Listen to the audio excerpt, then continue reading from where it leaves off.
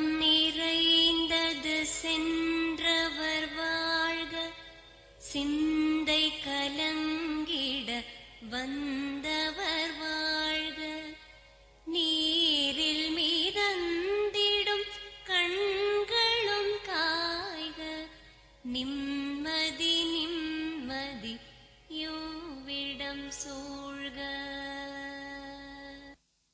எங்களுடைய அன்புக்குரிய ஆசிரியர் திருதா நாகேஸ்வரன் தென்மராட்சியிலே தமிழ் வளர்த்த ஒரு பெருந்தகை இன்று எம்மோடு இல்லை.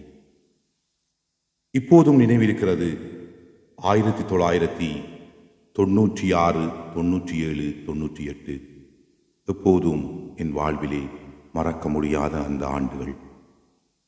எங்களுடைய அன்புக்குரிய ஆசான், அவர் பற்றி நாம் எவ்வளவு சொற்கள் பேசினாலும் தீராது.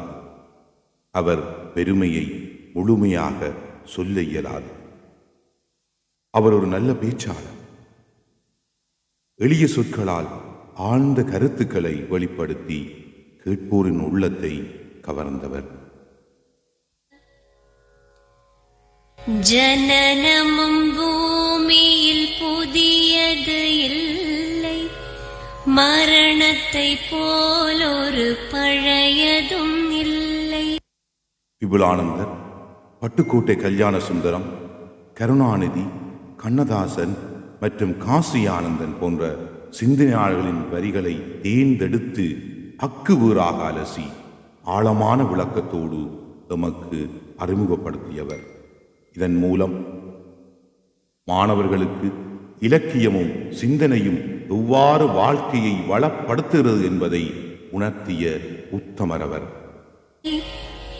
இரண்டும் இல்லாவிடில் இயற்கையும் இல்லை, இயற்கையின் ஆணைதான் ஞானத்தின் எல்லை.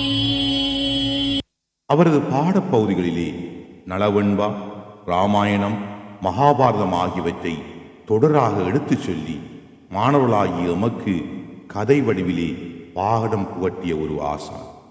இலக்கியத்தின் இனிமையையும் வாழ்க்கை பாடங்களையும் இணைத்து குழைத்து எங்களுக்கு வழங்கினார் என்றால் அது மிகையாகாது. பாசம் உலாவிய கண்களும் எங்கே பாய்ந்து துழா. மேலும் அவர் சைவ சமயத்தை போதிப்பதிலே தனக்கென ஒரு தனி வழியை பேணி வந்தார். சைவ சித்தாந்தத்தின் ஆழத்தையும் எளிமையையும் உறுதியுடனும் திடமாகவும் பல உதாரணங்கள் மூலம் விளக்கி நமக்கு கற்றுத்தந்த ஒரு பேராசான் அவர்.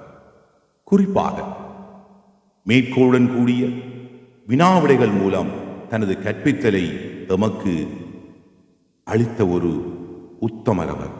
எலும்பு சதை கொண்ட உருவங்கள் போக எச்சங்களால் அந்த இன்னுயிர் வாழ்க. இவ்வாறான மகத்தான குருவை நாம் இழந்தது மிகப்பெரிய துயரம். ஆனால் அவர் புகட்டிய அறிவும் போதனைகளும் எப்போதும் எங்களை வழிநடத்தி கொண்டே இருக்கும். சாவகச்சேரி இந்து கல்லூரியுடைய நீண்ட ஒரு மண்டபத்திலே அந்த சஞ்சீவி மர காட்சிகளுடைய இலைகளுடைய அசைவிலே அவர் கற்பித்த அந்த பாடம் எப்போதும் எம் நினைவிலே நிழலாடும்.